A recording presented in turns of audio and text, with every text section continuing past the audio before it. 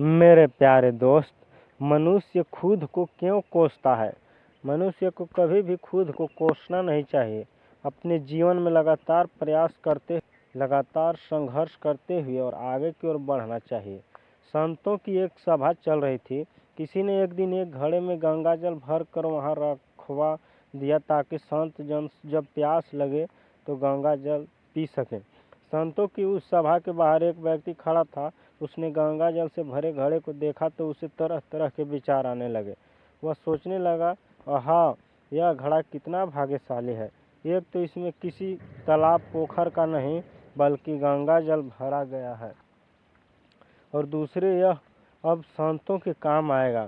संतों का स्पर्श मिलेगा, उनकी सेवा का अवसर मिलेगा। ऐसी किस्मत किसी किसी की होती है। घड़े ने उसके मन के भाव पढ़ लिए और घड़ा बोल पड़ा, बंधु, मैं तो मिट्टी के रूप में शून्य पड़ा, सिर्फ मिट्टी का ढेर था, किसी काम का नहीं था। कभी ऐसा नहीं लगता था कि भगवान ने हमारे साथ न्याय किया है।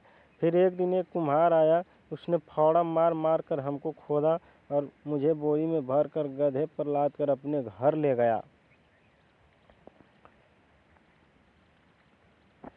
वहाँ ले जाकर हमको उसने रौंदा, फिर पानी डालकर गूँथा, चाप कर चढ़ाकर तेजी से घुमाया, फिर गला काटा, फिर थापी मार मार कर बराबर किया। बात यहीं नहीं रुकी।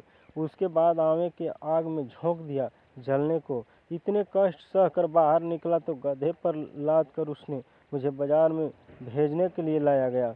वहाँ भी लोग मुझे ठोक ठोक कर देख रहे थे कि ठीक है कि नहीं।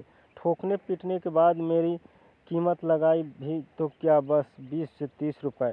मैं तो पल पल यही सोचता रहा कि ईश्वर सारे अन्याय मेरे ही साथ करना था।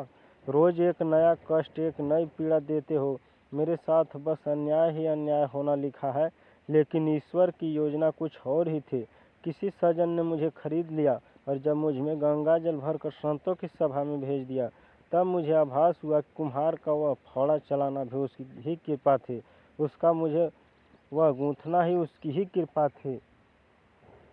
मुझे आग में जलना भी उसकी ही मौज थी और बाजार में लोगों के द्वारा ठोके जाना भी उसकी ही मौज थी। अब मालूम पड़ा कि मुझ पर उस परमात्मा की कृपा ही कृपा थी। दरअसल बुरी परिस्थितियां हमें इतनी विचलित कर देती हैं कि हम उस परमात्मा के अस्तित्व पर भी प्रश्न उठाने लगते हैं और खुद को कोसने लगते हैं। क्यों हम सब में शक्ति नहीं होती उसकी लीला समझने की?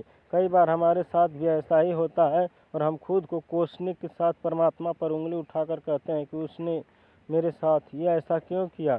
बस क्या मैं इतना बुरा हूँ और मालिक ने सारे दुख तकलीफें मुझे ही क्यों दिए? लेकिन सच तो ये है कि मालिक उन तमाम पत्थरों की भीड़ में तराशने के लिए एक आपको चुना। अब तराशने में तो बड़ी तकलीफ तो झेलनी ही पड़ती है।